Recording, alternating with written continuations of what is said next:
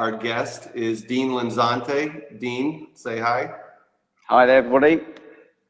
I'm in Petersfield in England. Yeah. You have to explain where Petersfield is. Where is that in England? We are, we're about an hour south of London, and I know a few of you may have even visited McLaren. We're about 30 minutes from McLaren, so in the south of England. Yeah, perfect. So I'm going to kind of start with, if you could just kind of introduce, yourself, and obviously talk about a little bit of your history and your background. There's a number of people on there that, like I said, have met you and know you. But for those that don't, it'd be great for you to give some background on yourself. Sure. So our business, Lanzante, has been running now for sort of 35 years. And very much started with, my father started the business and started with the historic racing and sort of collectors cars, which we still do to this day. And kind of our biggest jump to being known was when we were running GT cars in the 90s and ran the McLaren that won Le Mans in 95.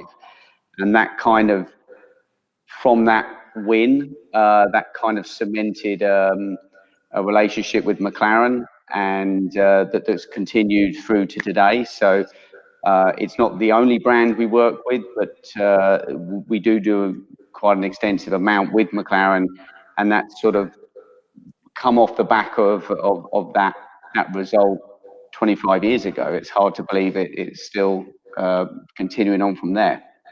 Actually, the anniversary is coming up, isn't it? The 25th year anniversary?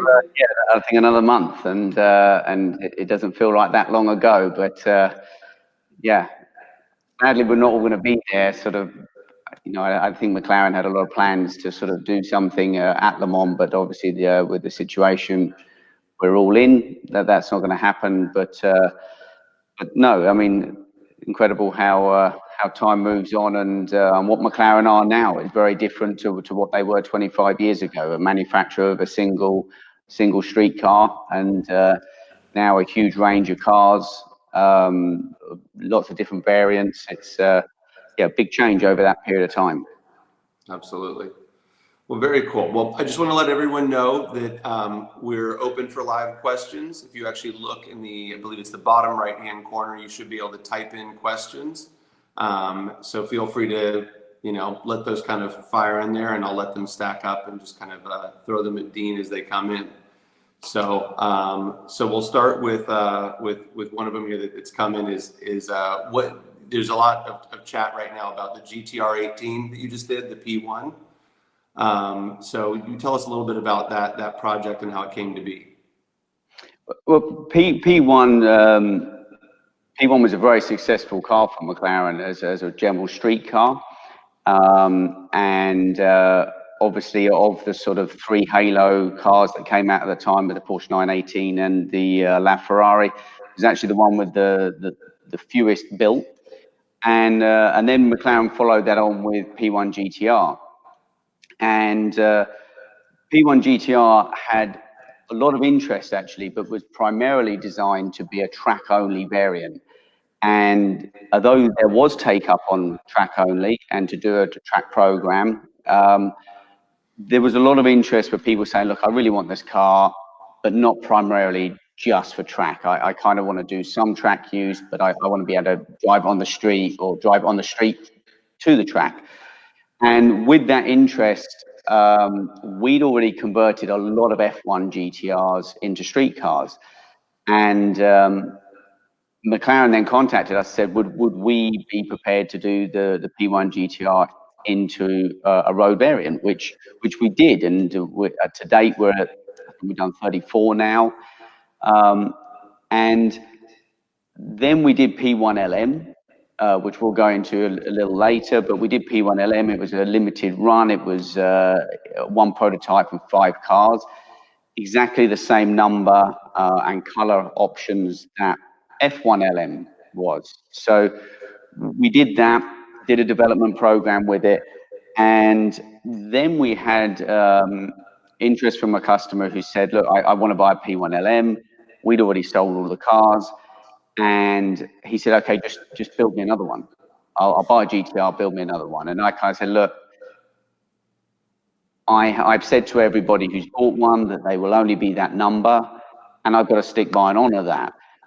But I did have another idea, and I said, listen, to sort of follow the family trend of F1. F1 had a street car, they had GTR, they had LM, and then they had GT. And as well as GTR, they had GTR 17, which was a long tail variant. So the F1 GT was the homologation car for the F1 GTR 97. So we kind of, in that family tree of cars, we still had the option to go to P1 GT and to P1 GTR as a long tail. So this is why we named it 18, because it was 2018 that we started the project. So I mentioned this to the guy who was interested in the LM. He went ahead with it, and we built the first P1 GT. And then one of Agara's customers, you know, Parris, you dealt with it all, did the track program, did 2 years of the track program, enjoyed the car, but then it was like, okay, what do I do with this car now? And exactly, yeah. You looked at the options of just making it into a street legal car.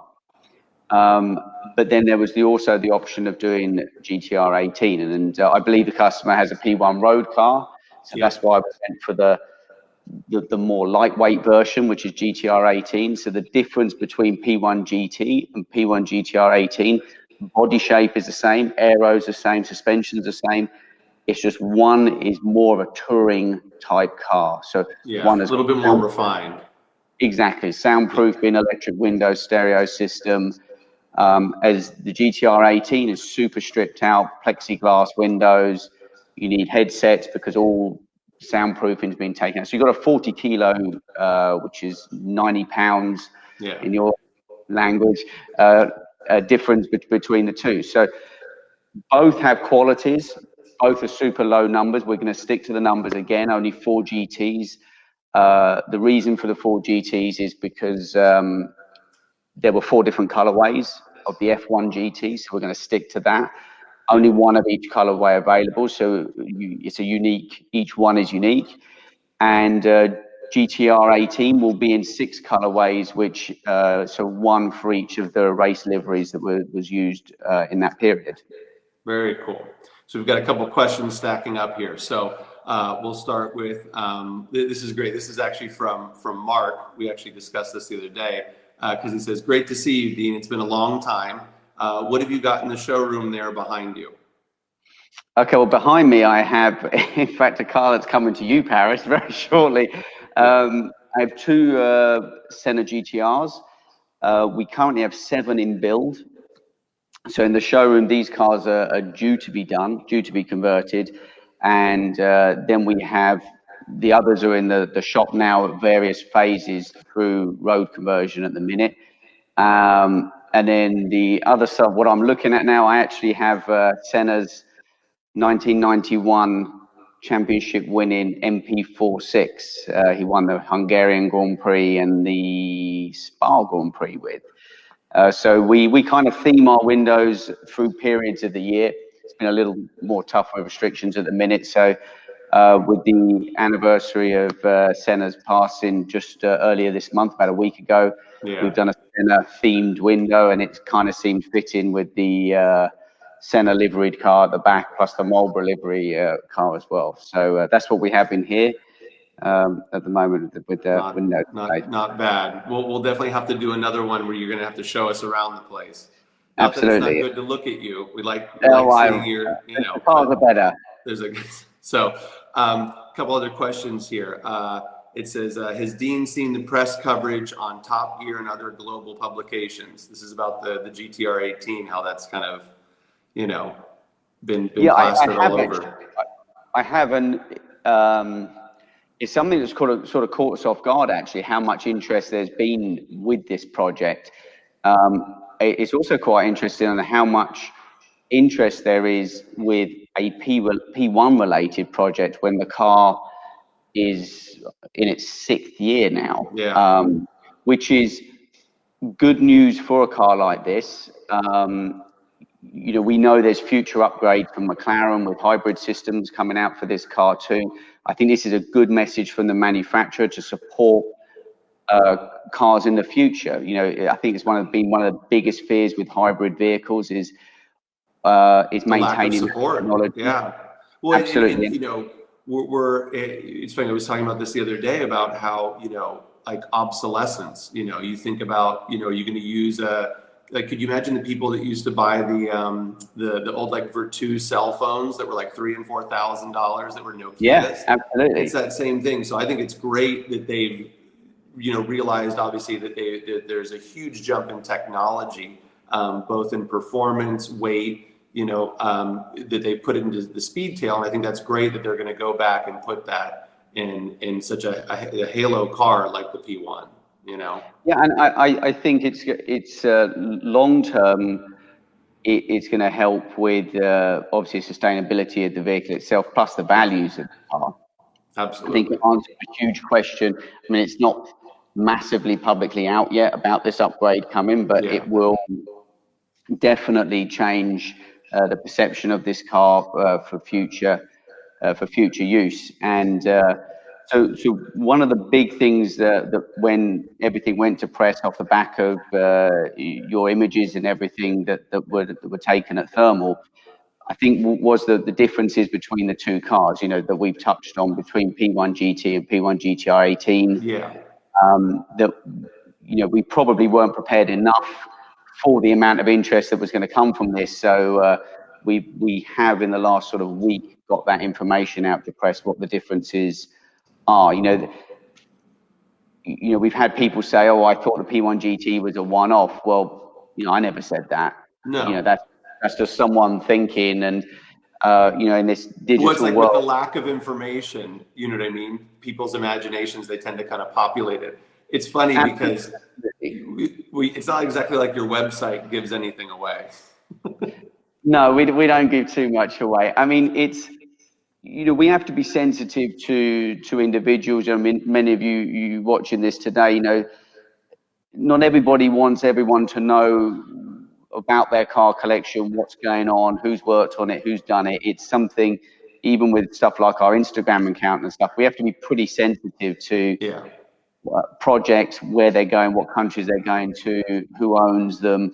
Some people are happy to promote that, and you know, that's great for us. And some people are a little more sensitive. Right. We've been between Lanzante and O'Gara, we've been pretty lucky with the P1 GTR 18 that we've been able to show this about what we can do as a company and how we work together to get a project like this done. I mean, the car wasn't, you know, Parris, you spec'd the car, you know, all you gave the green light to all the renders and everything that were done. And that's kind of what we're doing here. Is we don't just, it's not like this is what we make, take it or leave it. You know, we welcome customer input and customer ideas, and some of the greatest things that we've been able to build have been literally, you know, ideas and dreams that people have sort of come up with. And because we're pretty small company, we're pretty efficient at sort of getting these things turned around reasonably quickly. Yeah. So I've got a fun question for you here. It says, "Hi Dean, if you had to take any car out right now for a drive," and it's funny, this could be interpreted a lot of ways, because maybe it could be any car, it could be maybe a car that's actually in your possession right now. But basically, if you could take out any car right now for a drive, what would your pick be and why? Okay, so I got to be honest, the best car I've ever driven, or the best experience I've ever driven, was Damon Hill's championship winning Williams. Yeah, that's and open wheeler gives a feeling like no other. I know, Parris, you've raced a lot. It's a completely different sensation, and that's also what's made the F1 so special, and Speedtail coming onto it. And I know there's other manufacturers looking at central seat. It does make the whole driving experience, you know, pretty amazing. But for us Americans, just coming over and driving on the right-hand side is quite an experience for us as well. Yeah, that's why we have to put the seat in the middle. But for driving the car now, I never tire of driving an F1. It's always been a privilege. I've never been blasé about it. It is a bit more petrifying now, and Give I it know value. Yeah, I mean, I know Mark on this chat has owned an F1, and you know, definitely the feeling when they were $1 million to when they're $20 million. You know, and it's not just you; it's every other Wally on the road as well. You know, looking at you. So, but that's why right now is a great time. I mean, especially where you are. There's like nobody on the road. It is, but I tell you what, we do suffer from a little here that you don't in California. Is it rains a lot here? So driving even now, a nice you guys have like amazing weather right now. It's not raining. Right now we do. Right now we do. The sun is shining. So it is a little different when, you know, people have car collections over here. You know, you are restricted on how much you can use them compared to out in California. We're lucky. Convertibles as well, you know. Yeah, absolutely. Even though for some reason we're the highest consumer of convertibles in Europe, and we've, you know, it's an ego thing, mate. yeah, so I can see you and stuff like that. But no, an F1 car for track is always amazing. An F1 on the road is amazing. But honestly, there's so many, you know, there's so many cool cars out there. I mean, you know, you can have, you know, I have a Fiat 500, old Fiat 500, and the enjoyment factor of, you know, going out and going to a pub or something with that, it can be just as good as a supercar. It's not always about the speed or the value. It's there's a lot more involved in that. No, I absolutely agree. Let's see a couple other questions here flying up. Let's see here. Well, actually, we'll relate this back to the one. Says your favorite F1 driver, past or present. I'm going to make you answer both.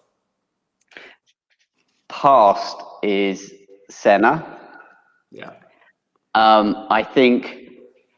I think anyone who watches how he raced and what he believed and his ability was quite exceptional. And in a period where driving a car was very different to now. And I know it's really hard to compare drivers of different eras because cars move on, technology moves on, and it's like comparing with. But it's a different set of challenges, you know. It you is. Look at the steering wheel now. I mean, just to work all the buttons and everything is absolutely. And I think so. Senna undoubtedly. You know, he also. In all sports, certain athletes come along and they push levels that step higher. They make everybody train harder, work harder, and he certainly made a huge step for everybody in Formula One with his abilities. And then current, I am desperate for Sebastian Vettel to win in Ferrari, and I didn't see that coming. I'm a realist, so I've supported Vettel all the way through with Red Bull. Obviously, you know, we prepare cars for Adrian Newey, and been privileged enough to go along to a few of the races and stuff, and seeing him in action, how he works, and his work ethic as well. He's not that public, you know. Doesn't do social media and stuff like that. So I think it can be misinterpreted what sort of character he really is. But yeah, when he went to Ferrari, it's funny, when Ferrari were winning with Schumacher, I think everyone was just fed up with Ferrari winning and was just like, I don't care who wins as long as it's somebody else. And now we're kind of reaching that phase with Mercedes, whether you're a Lewis Hamilton fan or not. I mean, and don't get me wrong, he's like an exceptional machine of a driver. It's incredible. But, you know, we all like change in sports. It's, we don't want the same people winning all the time. And but that said, I think Max Verstappen's breath of fresh air into Formula One as well. I think people would, everyone was fed up with Red Bull winning 4 on the trot. I think now if Red Bull won, everyone would be over the moon. Yeah. It's just a change of the times. But yeah, I'd like to see Vettel get at least another championship would be good. Yeah, especially with the red team. Yeah. So a couple more questions here. I'm trying to pick which one would be in the right order. So we'll do this is going to be interesting. If you could redesign any car, what would it be, and what would you do to it? Wow, that is like. I'm going to ask it a different way. I'm going to ask it. What car out there would you like to give the Lanzante treatment? Because the way I see it is subtle tweaks and kind of massaging the car into being the best that it could be. It's funny. We did it with the P1LM. Right. There was only one thing that I would have liked to have done extra on P1LM, but the cost and technology involved was huge, and that was to change wiring. Yeah. Wiring on modern cars, it's a function. Modern cars are like, they're complex. They're like a satellite. A satellite doesn't look nice, but it does a pretty good job. And modern cars are a bit like that. And it is good to see that we're getting newer cars coming in that are concerned about the architecture, not just from the outside on the cockpit, but further into the car. Right. And that's down to what the consumer wants. Some people don't honestly care. A P1, you can't even open an engine bay. You can't see an engine. And then you look at a Carrera GT and you open the engine bay and display. It's like they've made a feature from everything from the oil filler cap and stuff like that. So one of the things I think I miss of the modern cars at the minute is, because I'm a mechanic, primarily that's my skill or what I do. I like to see the architecture further into the car and that thought process. And it's amazing how many modern cars you get to. And I know, you guys, you service enough of them, where it's been designed without any thought of how this car is going to be maintained, run in the future, looked after. Right. And I think that's a designing skill in itself. It's not just, how this car looks and how fast it goes. There's other things. But I'm a minority because I work on cars. Most people, it's not their problem. Right. All they're worried about is... It's a perspective thing. I mean, it's the beautiful thing about cars is everybody has something about it that they romance, that's important to them, But I'd like to do, I'd like to do our own 3-seater car of some kind. That's something, and I'd also like to look at, and it is something we're looking at in the future, is to do a car that actually we're not afraid to use. I have a P1, a P1LM. How much do I really use it? Like I say, it rains here, and then you're like, oh no, I don't want to get this thing, wrecked underneath. And I think my next challenge is going to be, I think, it's not much of a challenge when you spend $5 million on a car. Right. It should be good. Yeah. No, you're spending a fortune on it, and that we did with LM, and we did it all the way, and it did live up to everything. It obviously performed well. I think the next challenge has got to be at a more realistic price point where people aren't afraid to use stuff, and I think that's going to be our next challenge as a business, to try and take our engineering expertise and what we've learned on the outright best cars and take that to a more usable and realistic thing, because I think that's probably the thing I look at most, that people are, there's lots of fantastic cars out there. I think they get, there's a lot of money, and I think it needs to be something where you can sit in it with your partner and go out for dinner and park it on the side of the street, and you're not worried about it. But and also last a test of time. I think that's the other thing is, you know, we've spoken about P1. It's done it incredibly well. Certain Porsches have done it really well. Carrera GT still looks incredible for its age. You know, you'd put that next to a 918, and you wouldn't believe there's, you know, 3 years between the two of them. Right. So certain cars have executed it well, and it doesn't mean they need to be boring. An F40 still looks amazing. You know, Testarossas have now come back to sort of look cool again. It's you know, time. It's like closing everything. Yeah, I mean, there's certain Benzes from Mercedes now that are having kind of like a comeback and having like a Singer treatment. Volvo station wagons. I mean, I'm seeing all these things that you would, of the time, you know, you wouldn't aspire to, and now it's got that retro kind of cool. I don't know. It's almost like they're like time capsules. You know, it's a moment in time, and there's a nostalgia to it that we get attached to. So along the lines of what we were just discussing, what unreleased or soon to be released car are you most excited about? I think the whole world's hoping that Valkyrie gets built. Yeah, I was thinking the same thing.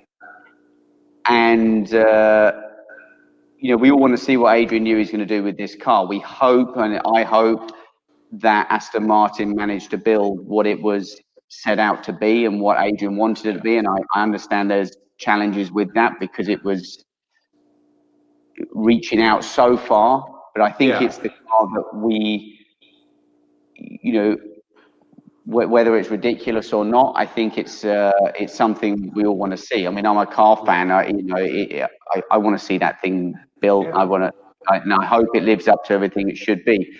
Obviously, Gordon Murray's doing a car as well, completely different tact on it being a very passive car, manual gearbox, and you know, completely different way of concept, as it were, of the car. Yeah. And that'll be interesting too. I think there's those things. You know, obviously there's Mercedes Project One as well.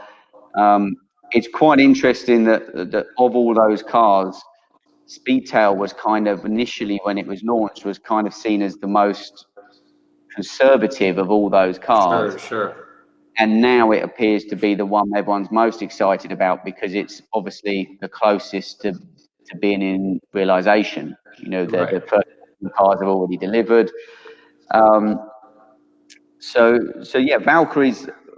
You know, I know Speedtail's good, and I think.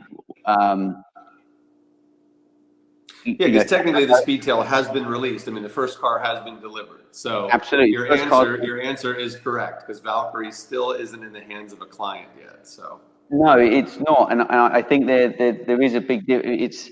It's become like lots of manufacturers are just telling you what they're going to build in the next like 10 years. And it's kind of we have to look at, you know, it used to be if you waited 18 months for a car, it was a long ask, and now that's like nothing. And I think Speedtail has scored on that one. You know, to be out now. It's done its 250 mile an hour run. I know there's other cars that are quicker, like the Bugatti have obviously done 300 miles an hour, which is incredible too. It's I think seeing these feats achieved is amazing. It's brilliant that they're being done. Obviously, there's going to be criticism about whether it's useful or required or not, but I think it's important that everybody keeps pushing for different achievements. It's achievements, you know. I mean, especially you as I mean, I can't speak to working on a car at all. Like I would have no idea, you know, what to do. But you know, you can appreciate an achievement of something. I mean, it's a you know, it's the same thing like with endurance racing. You know, nobody needs to drive flat out for 24 hours. I mean, who does that? But it's an engineering feat. It's that kind of age-old challenge between man and machine. How far can we push our own creation? You know, and how taking new technologies and implementing them. You know, I mean, it was hard for me to wrap my head around the idea of hybridization. You know what I mean? In modern day cars, we've spoke about it at great length, the pros and cons of it. And you can't really shoot one down versus the other. They have their, I mean, we're talking about the difference between driving a P1 and a Senna, let alone a P1 GTR and a Senna GTR on the track and the street. They undoubtedly are two very different experiences, and you wouldn't think that. And this is where, I think, like we've talked about before, like you can't just look at sheer numbers of like, well, which one has more horsepower? What one has this very different feelings with those drivetrains and just that whole experience. So it'll be, it'll be interesting to see, because those cars, when they do come, I'll say, be optimistic. The Project One and the Valkyrie, like that's going to set a different benchmark for cars to come after it. It'll be interesting to see whether we even go there again. With electric cars. We all know an electric car will be faster than all of those things in the future. Yeah. Not even that far in the future as well. Already Pikes Peak and events like that. Once we get some form of distance to be able to achieve and out of these batteries and stuff, that performance wise, that you're not going to out accelerate an electric car with 4 motors and 1 on each wheel. It's not going to happen. Yeah. But just like I was saying about driving a car, and I enjoy driving a Fiat 500. There is an emotion to driving cars. They're not just a mobile phone is a device that does a job. Tool. Yeah. And that's it. A car, I think, is a little more. And to some people, it will just be a mode of transport, and that's it. I think most people who are listening to this now, they buy cars with their heart, and I think that there will always be more than just outright performance. People are excited about Valkyrie because it has a normally aspirated V12. And, Parris, we've spoken about this before. I think the customers will ultimately make the decision. Porsche said they were going to stop manual gearboxes years ago. Oh, yeah, I remember and why are they still doing them? Because customers still want them. They said they were going to go to turbos halfway through the 991 series. Here we are on 992, still normally aspirated. Why is that? It's because people want that. Yeah. Turbo is more efficient, more fuel economical, easier to get power, etc., But it's not just about that. A PDK gearbox is faster around a track than a manual, but why do people want a manual? Right. They're emotional purchases. For me, I could totally see electric cars for transportation. If you said, look, this is what's going to pilot you around your day-to-day, errands and chores and things like that, electric makes total sense. But I think it is lacking that emotional component, much like how, like you said, you don't need the crazy performance numbers out of your Cinquecento, that little Fiat, what it delivers, it's even though it's very analog, it's very enjoyable, So let's see here. I want to get to some of these questions here. So favorite car. Favorite era in automotive history. I imagine they probably mean, when automotive design was, I always say at its peak, but maybe I guess your favorite era where I guess every manufacturer was cranking out something that was good. For me, the 1990s, for so many reasons. I think it was sort of obviously, I was working within GT racing. I thought GT cars were interesting at that period. Formula One had different engines. They were normally aspirated. You had V8s, V10s, V12s. Sports car racing was great. DTM racing was wild. And even with regular street cars, as well as sort of the GT cars out, in Europe, we had this sort of boom of the, do you call it the hot hatch in the US? Like Well, a little hatchback car, like hatchback. yeah. But so we had like we deemed them too ugly for the United States. We're they're just probably now too we're just small. now getting. Think about all the station wagons that we call it station wagon. You guys call it like an estate or something like that. But Yeah, okay. So those are just now kind of making a bit more traction, like in the U.S., like making like a comeback, like E63, wagons and Audi Avants and all that. So, but yes, but I know what you mean by the whole hot hatch thing. Yeah, so the hatchback scene was sort of like Golf GTI was the first, and then Peugeot brought out the 205 GTI, Renault brought out the Clio Williams, and there was like, with these little battles between manufacturers of sort of, I mean, now people are trying to be the fastest SUV around Nordschleife, it's still different. But then in the 90s, these were the kind of the things that were going on. And then when I was in my, young 20s, these were the sort of cars that I sort of looked at. GT cars, I know the F40 was in the late 80s, but it's still being used into the 90s, F50. Yeah, no, because it was 92 was the last year of the F40. So it made the cut.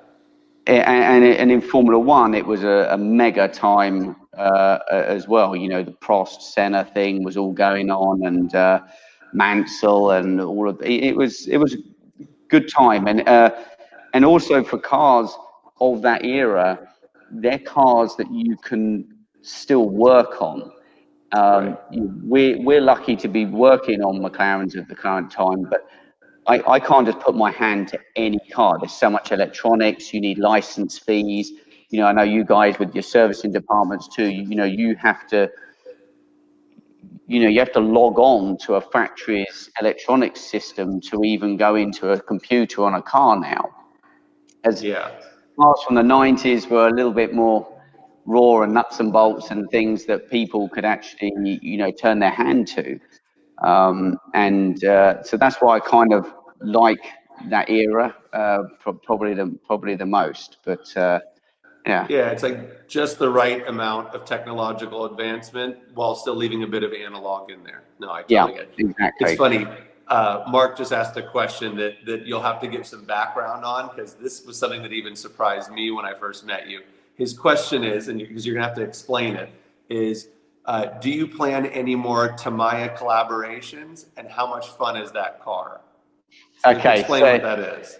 Yeah, okay, so my first ever Tamiya RC model, I was 10 years old, and it was the Sand Scorchers, like a Volkswagen Beetle Baja Bug. And I still have it to this day. And then a customer of ours in Germany has a huge RC model collection, ridiculous amount.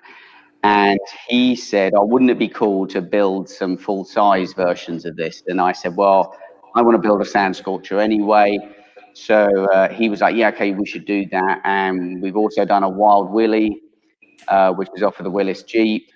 And in fact, that's having some modifications at the moment, because that as a buggy, as an RC buggy, we used to wheelie. So we're now engineering this car to wheelie, and so that you can drive it in a wheelie position. And then are you gonna have a wheelie bar in the back? Yeah. Okay, yeah. Good. And you'll drive it on, have like a rear brake steer, so that once it pops up as a wheelie, you can sort of still steer it. So that's being done at the moment.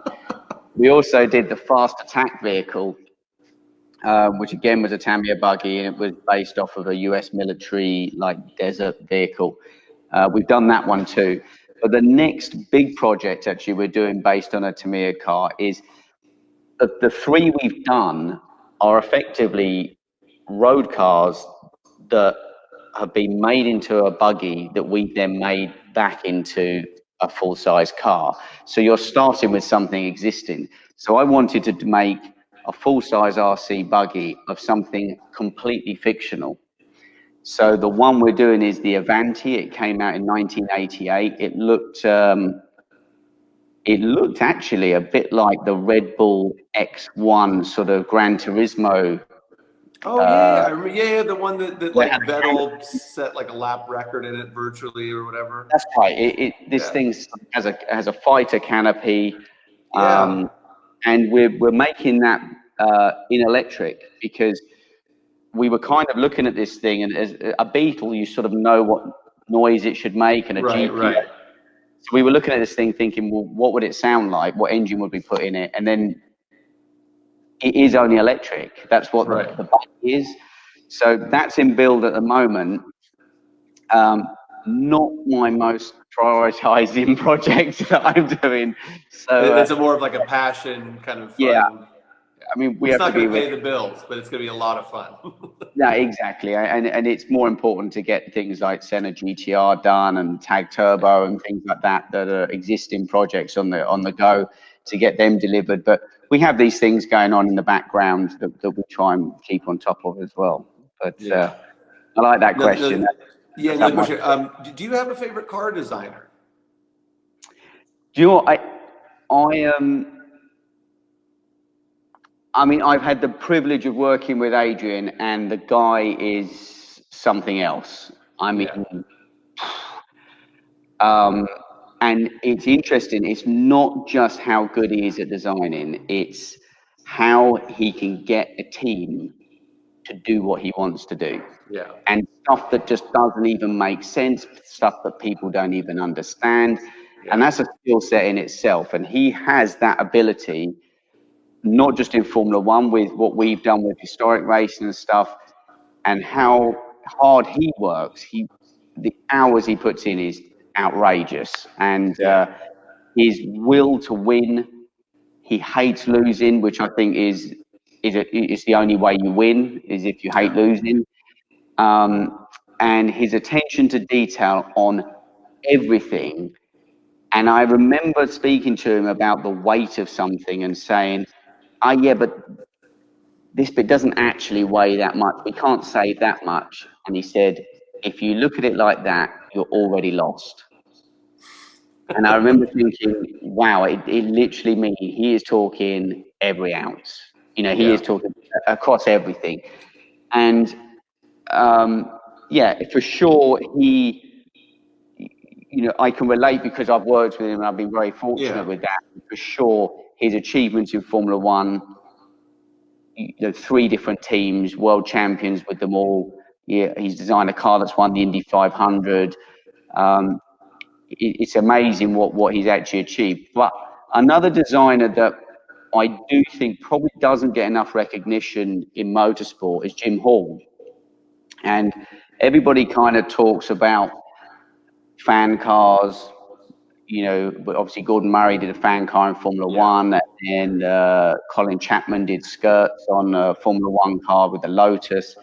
Jim Hall did all of those first with Chaparral. I mean, Yeah. he did a fan car. He put a wing on a car before anybody else. Right. Right. And he was a true inventor. And the Chaparrals actually recently, in the last, I think it's 5 or 6 years ago, is the first time they came out of the States actually, and Goodwood brought them all over. And it was the set of cars that I was just blown away by. And one keeps coming back, and I don't know all the model numbers off the top of my head, but this car had DRS on it. It had a pedal that stalled the rear wing and also opened up a flap on the front radiator. And you're thinking, we're praising everybody for doing this now and Right. promoting. Right. And this guy was so far ahead. And sure, now we have testing and everything, and CFD and everything, and we can fine tune everything before it even goes on track. Right. But in those days, you were going in on faith and belief, and what he did was, if you look at the Chaparrals, I'd encourage anyone to look at their design. It was just mind blowing what he was doing. So I'd say, yeah, they're 2 people that I look at and think, yeah, wow, I mean, that's not to say there aren't others. Obviously, Gordon Murray, Ross Brawn, and all of those people have done amazing things as well. Colin Chapman and stuff like that.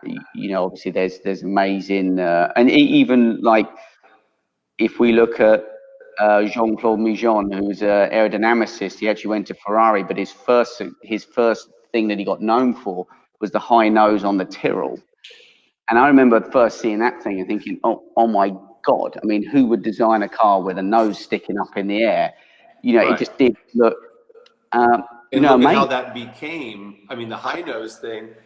Yeah. Think about, so you know, for me watching F1, it's been because I got so used to the high nose for a while. When they went back to the low nose, it was like, what are you doing now? You're IndyCar. And it's like, you know, when in reality, I mean, it was that way for you know, for ages. But it's funny how long that high nose stuck around for.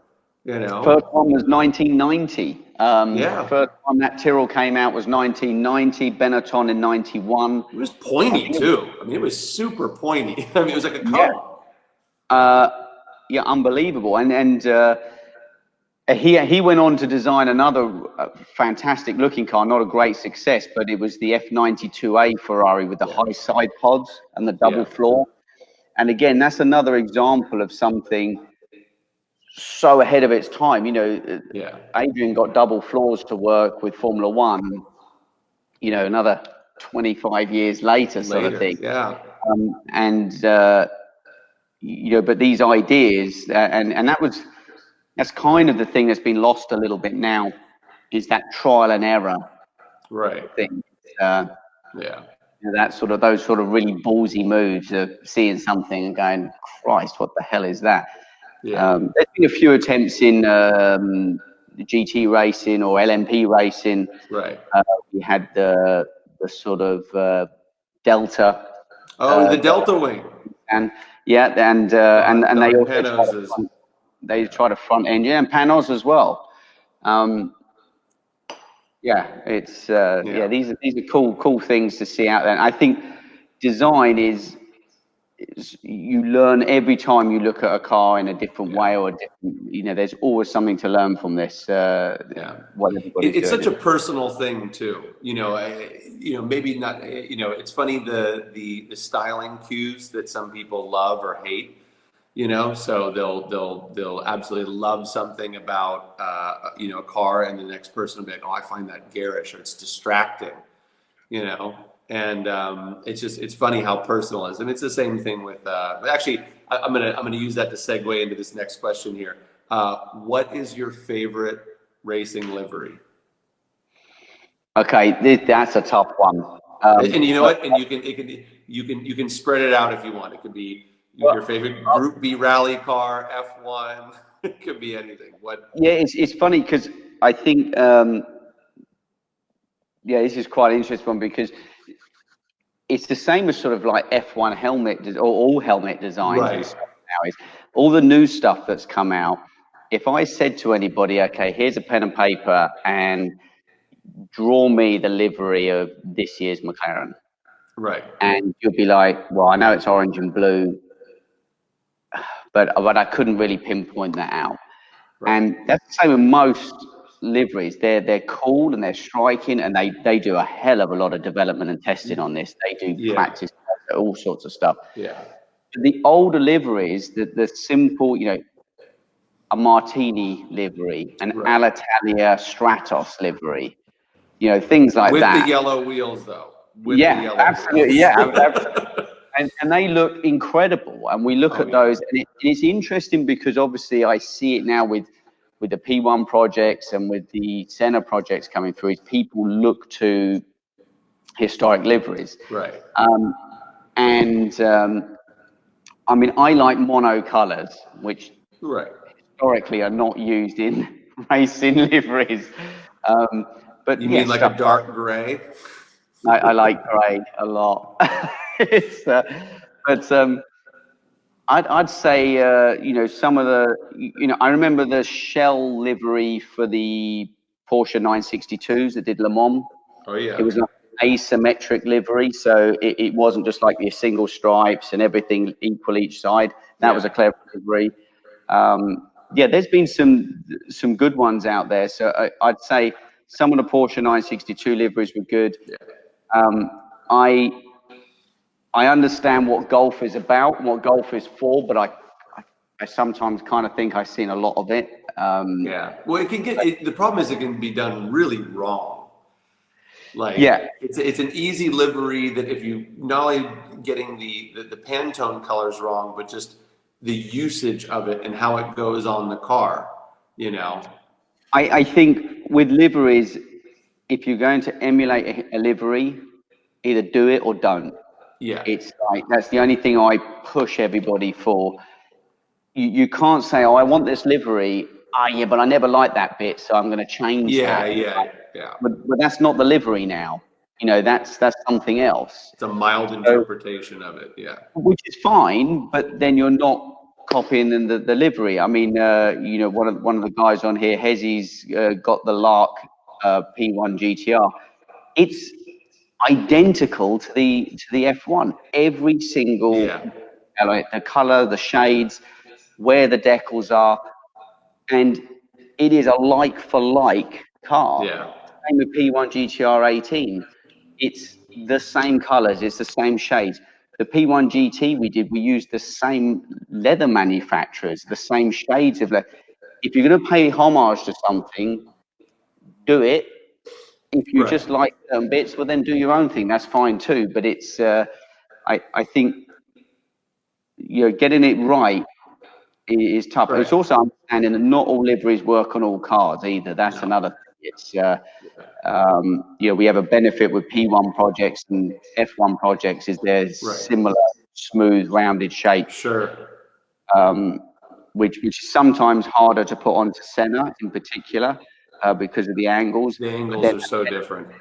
yeah, but it benefits in other, you know, it's got some really striking angles that you can Yeah. then use positively for other liveries. So I've got this. This is gonna. You're gonna have to put some thought into this one. So it says, Dean, how do you think motorsport events will change coming out of the current pandemic in terms of sponsorship, team participation, spectatorship? Gio, that's a tough one. I know with us, obviously, with all our historic events, they've all been either cancelled, postponed, and stuff like that. And I kind of think it's bound to happen. Obviously, the circuits are going to levitate towards the highest earning events, which are going to be the more modern stuff. So as soon as we are set free in this situation, Formula One will take over for sure, have a strong hold on a lot of the circuits and Le Mans racing and stuff like that. I'm sure it's probably going to be the same in the States that before club racing starts, you can have IndyCar and you know, MotoGP and things like that. How it's going to affect us, I'm intrigued actually to know whether we're all going to feel set free and everybody wants to go crazy and go racing and maybe appreciate the situation we were in before and really try and enjoy it, or whether people are going to be the opposite and say, we never needed that in the first place and not too Yeah. much. Right. I really don't know. I think as a sponsorship thing, yeah, we don't deal much with the sort of racing that has sponsorship. Sponsorship's obviously far deeper than just television or spectators and reaching out Right. to those. You know, it's an event in itself. It's a form of entertainment and big racing to turn up to those events at the top level that those sponsors do and the way they're looked after and the way to entertain their guests and stuff. I would assume that's going to continue. I think the biggest thing is just how bloody expensive racing is. It's just Right. it is Right. expensive. It's and I think, you know, I don't know if it's exactly the same in the States, but over here, like track days and stuff have become really much more popular, and club racing's almost taken a little bit of a hit because you buy a race car and it's always what its value is at the end of this, Right. as you can buy you know, these days you can buy a Senna road car or, you know, a 675 LT or something like that. You can go on track and you can have a whale of a time. You can drive the thing home.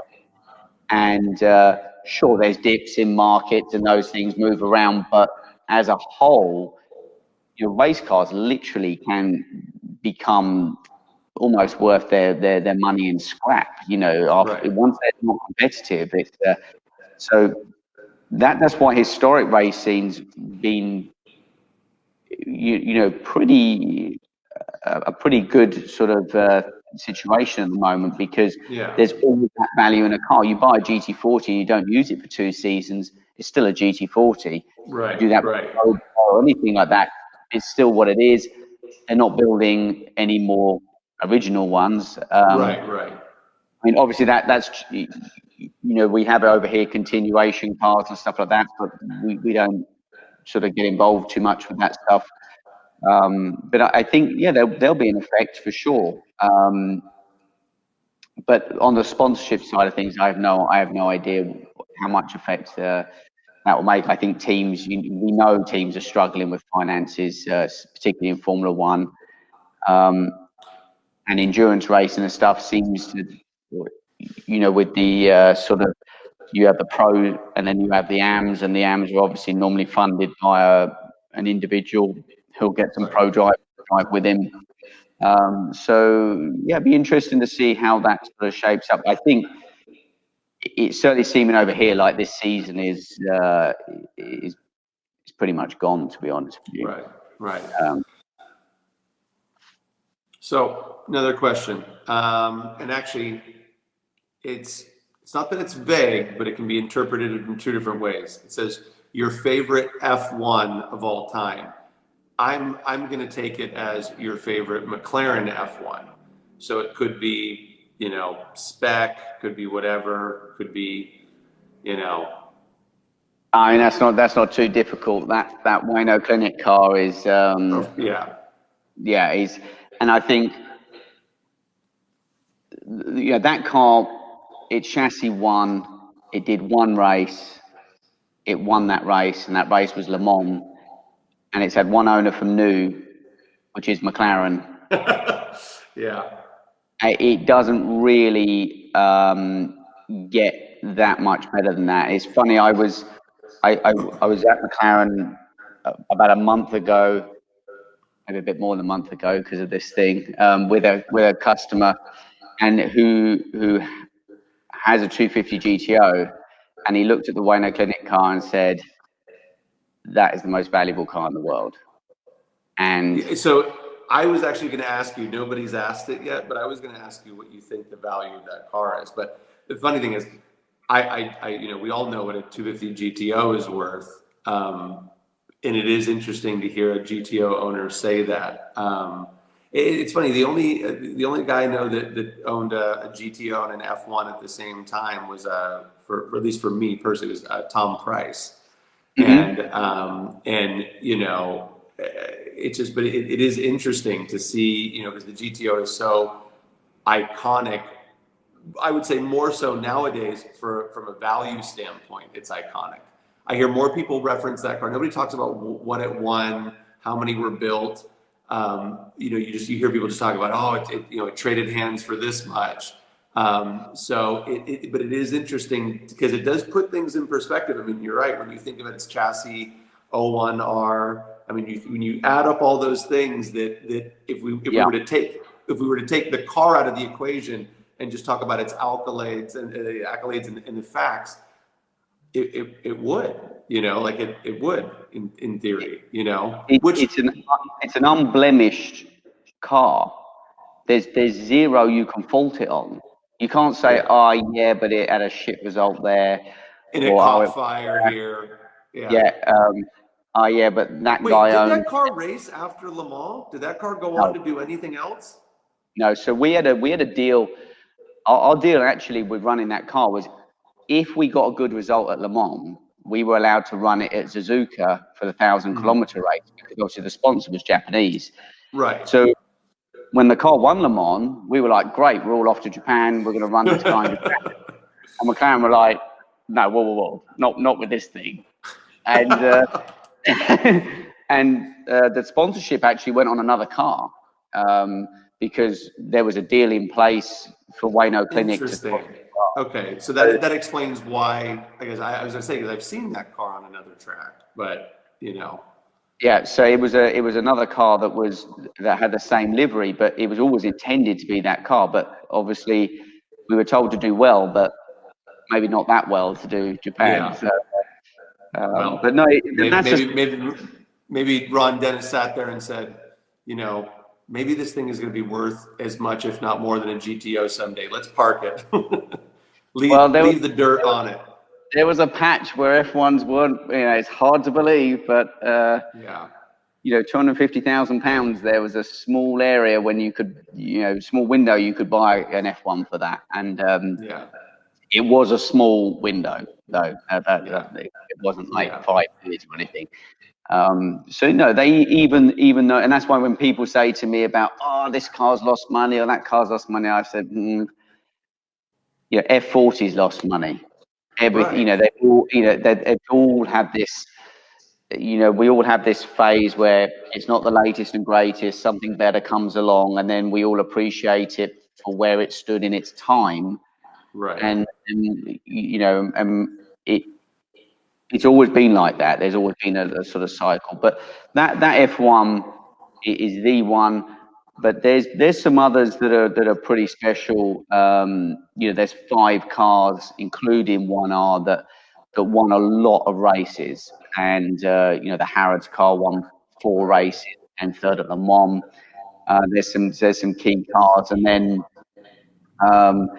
there's some other striking liveries that it's funny with the F1s actually. There's some really good liveries that sort of obviously factory BMWs, and they were raced in those liveries through the touring cars. Yeah, so the FINA cars were used in touring cars before, with like Schnitzer and Bugatti when they were running the M3 touring cars, and we were used to seeing those in British touring car or DTM racing, and then see that livery on a GT car, and it then went on to go on the BMW V12 LMP car that went on and won Le Mans too. So that livery even continued then.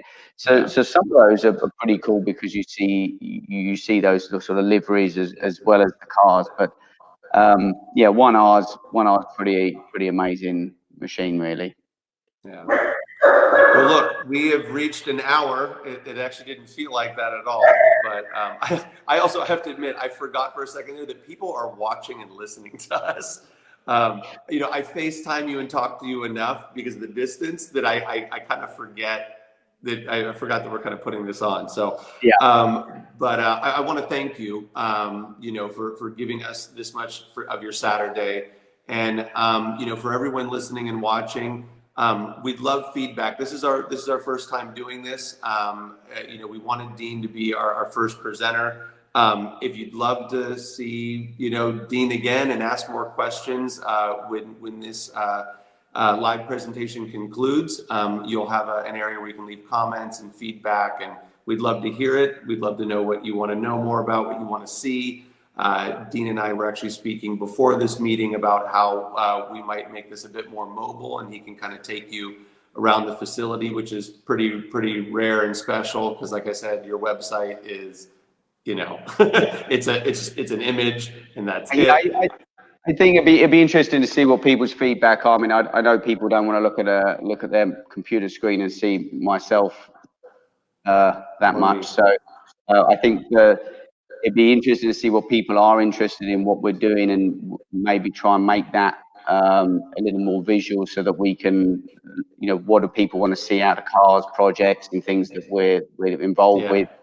Get in touch with the team in Agara. They can help you out with what projects are underway at the moment, what things are being done. Obviously, Senna GTR is a big thing that's being don. First road legal version is coming through you guys. So the first one seen on the street is going to be, on the West Coast with you guys. So that's obviously in motion at the moment. P1 GTR 18, we're in P1 GT. We're building another P1 GT at the moment, which is going to Japan. It'd be interesting to see what what sort of things people are interested in and want to know about, and then we can maybe get the camera looking at more cars and more bits. Yeah, no, there's definitely no shortage of cool stuff. So, well, cool. Well, I will. It's lunchtime here and dinner time for you. So we'll Absolutely. leave you to it, and we'll be in touch soon. Thanks all. Thanks so much.